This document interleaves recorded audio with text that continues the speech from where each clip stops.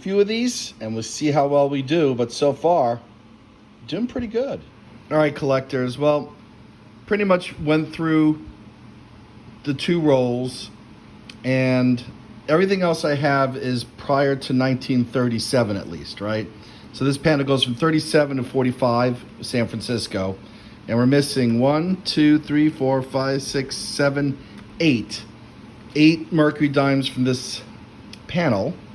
We'll move on to this. I got a whole bunch lined up, and in some cases, as I get to the earlier ones, I'm gonna need to pull out my microscope. But I'll bring you back in as soon as I start filling in some of these, and we'll see how well we do. And so far, not bad. All right, I couldn't tell if this is a 1928 or 1929, but I'm thinking it's a 1929 based on the shape of this 9. So I'm gonna pull this aside to see if I find a cleaner date.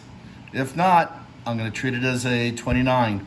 And in the cases where I really can't tell the date, guys, I'm not gonna even play with it. I'm just gonna put it aside and not fill in a hole because I'd rather have clean dates as much as possible. All right, well, we started finding some, but to be honest, since I got so many different years mixed in here, I keep pulling a lot of teens and 20s. So what I'm gonna do is, rather than trying to find these, I'm just gonna start filling them up. I'll bring you guys back in from time to time. These 2 are quite old, 1919. I have to check to see if there's a mint mark. And this looks like a 1917 out of Philly. Very early one.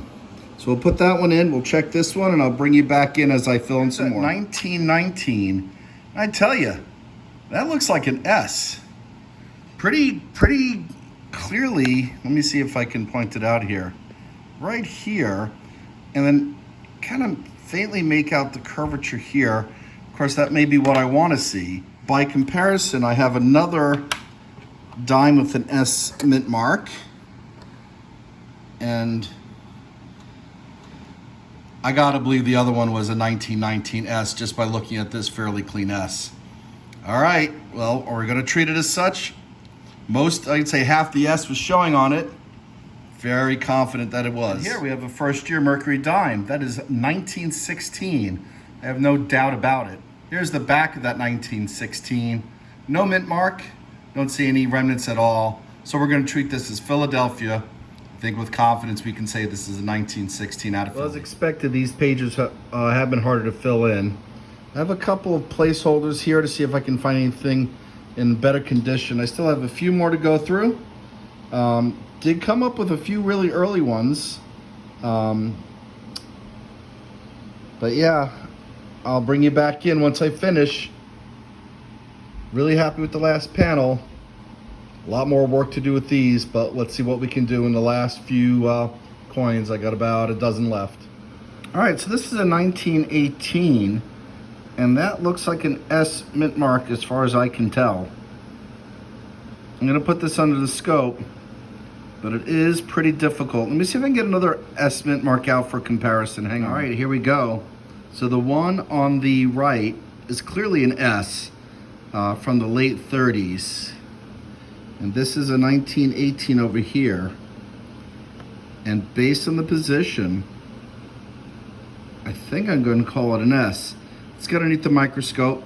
We'll check it out. Now as I look at them in comparison, I'm thinking that this section over here that I thought might have been the mint mark, that's the lower leaves down here. And that the area that would have the mint mark, which should be this area right over here, it's just too worn to see anything. So we're gonna just say this is a 1918, which you can see it is, and we'll treat this out of Philly. Well, as it turns out, I already had a 1918. I don't need to treat this as anything other than a dupe. We got a few more to go. We just found a 1939 that I had missed earlier. Alrighty. Well, we just came across another one from 1918, and despite the gouge through the 1 and the 9, you can still see it's a 1918, and more importantly, you can see it's from Denver. So we're gonna add that to the album. There you go. We put this 1919 in its place, and we have finished.